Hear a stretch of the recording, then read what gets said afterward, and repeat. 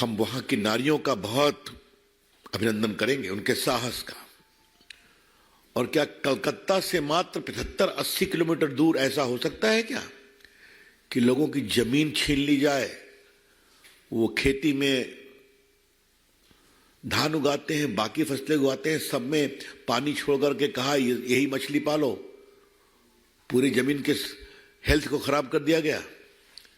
तो जमीन का कब्जा करना, उनको बेदखल करना, महिलाओं की आबरू लूटना। और मुझे सबसे तो तारीफ ने आश्चर्य हुआ है कि जो एसआईटी जा रही है, ममता जी ने बनाया, वो क्या सवाल पूछ रही है। आज कई अखबारों ने लिखा है उस पर। मतलब सुप्रीम कोर्ट के गाइडलाइन बहुत सख्त हैं। In case of sexual assault and abuse of womens person, पूछताछ एक नॉर्म से होनी चाहिए। और एसआईटी पब्लिक में जाकर के एक ही सवाल पूछ रही है बार बार, क्या हुआ, कब हुआ, कैसे हुआ। मतलब वो सवाल कर रही हैं कि उनको और बेइज्जत कर रही हैं ताकि उनका मनोबल टूटे। तो भारतीय जनता पार्टी अपने राष्ट्रीय मंच से इसकी बहुत भर्त्सना करती है। और ममता जी, आपको इसका जवाब देना पड़ेगा। और ममता जी, आपको इसका राजनीतिक जनता जवाब देगी। ममता जी विल हैव टू पे फॉर इट। और हम अपने बीजेपी के कार्यकर्ताओं का बहुत सम्मान करते हैं, जैसे वो संघर्ष कर रहे हैं वहां जाकर के।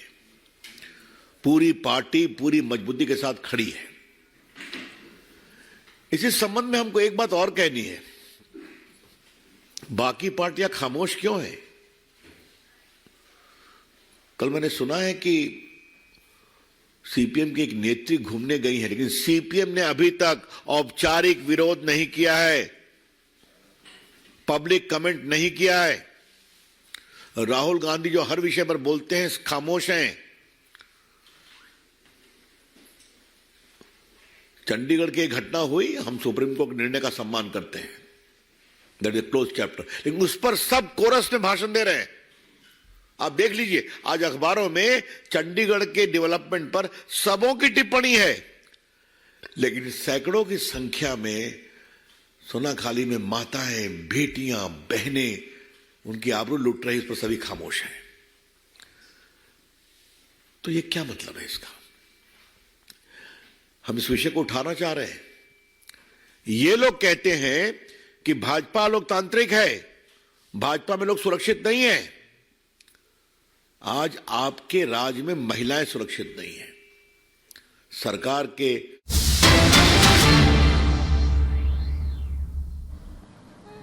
किसान संगठनों के माध्यम से जो प्रतिक्रिया आई, हम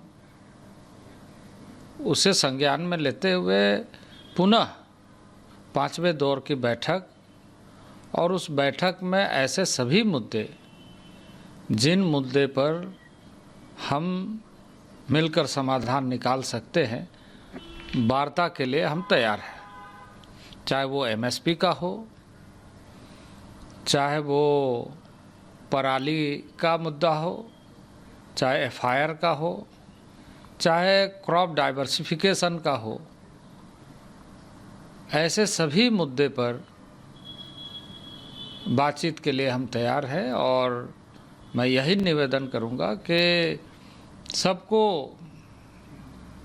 शांति के साथ ऐसे विषयों पर बातचीत करते हुए समाधान ढूंढने की ज़रूरत है। और यह अपील है कि वो शांति बनाए रखे। और बातचीत के लिए मैं हमेशा से कोशिश यही करता हूँ कि हम सब मिलकर के समाधान ढूंढें, बातचीत करें, वार्ता जारी रहना चाहिए। कई चीज़ें सहमति बनती है, कई चीज़ें नहीं बनती है, कई तरह के विषय आती है, पर हम जब बातचीत करेंगे तो आपसी सौहार्दपूर्ण वातावरण में समाधान के रास्ते निकलते हैं। 5वें दौर की बातचीत आपने कहा कि किसानों से आप करने के लिए तैयार हैं। 5वें दौर की क्या उन लोगों की तरफ से कोई ऑफर आया है कि कब बातचीत करना चाहते हैं? अभी तक ऐसा कोई सूचना आई नहीं है। हम यही अपील करेंगे कि 5वीं दौर के बैठक के लिए हम सबको आगे बढ़ना चाहिए और ऐसे मुद्दे पर संवेदनशील होकर के हम अपना पक्ष रखें, क्योंकि सरकार भी यह चाहती है कि इसका समाधान हो। तत्कालिक दृष्टि से भी, दीर्घकालिक दृष्टि से भी हमें समस्या का समाधान की दिशा में वार्ता के माध्यम से आगे बढ़ना है। शुक्रिया सर।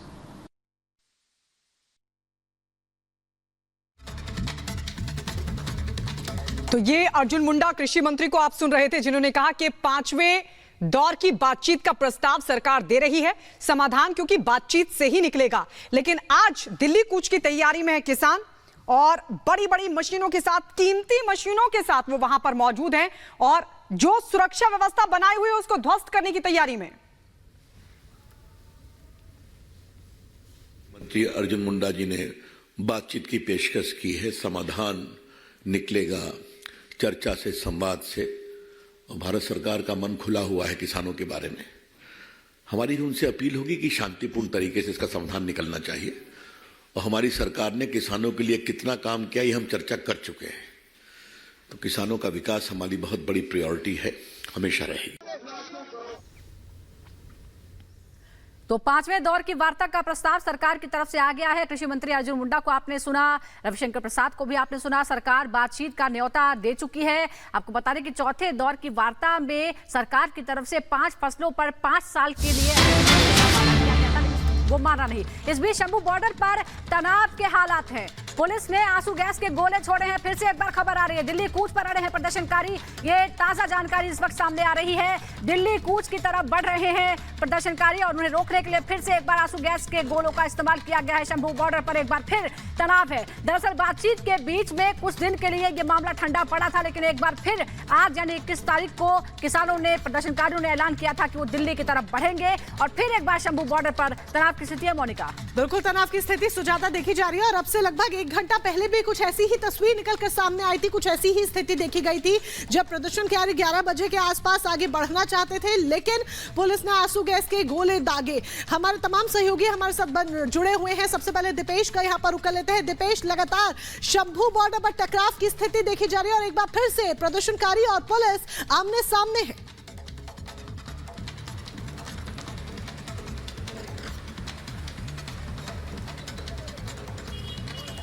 दीपेश, सुन पा रहे हैं आप?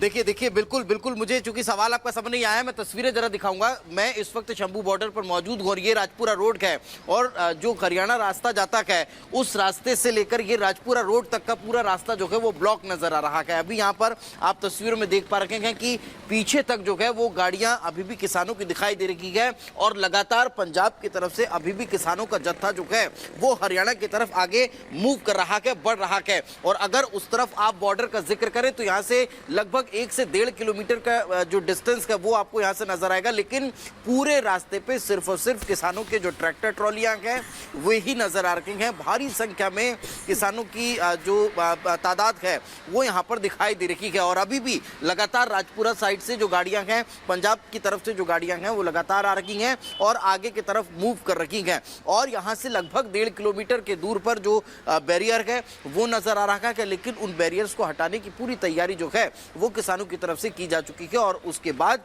फिर उन बैरियर को एक एक कर हटाते हुए और दिल्ली कूच की तैयारी है जो यहां पर बॉर्डर पर नजर आ रही है। यानी समझा जा सकता है कि किसान पूरे स्ट्रेटेजी के साथ, पूरे दल बल के साथ यहां पर पहुंचे हुए हैं और फिर उसके बाद उस बैरियर्स को हटा करके और दिल्ली कूच वे करने वाले हैं। दूसरी तरफ अगर पुलिस फोर्स की तैयारी का जिक्र करें तो पुलिस फोर्स ने रोकने के लिए पूरा यहाँ पर लाव लश्कर के साथ पुलिस फोर्स भी तैनात नजर आ रही है। वहीं अगर हरियाणा बॉर्डर का जिक्र करें या फिर पंजाब बॉर्डर का जिक्र कर लें, दोनों की तरफ से पुलिस फोर्स यहाँ पर तैनात नजर आ रहा है।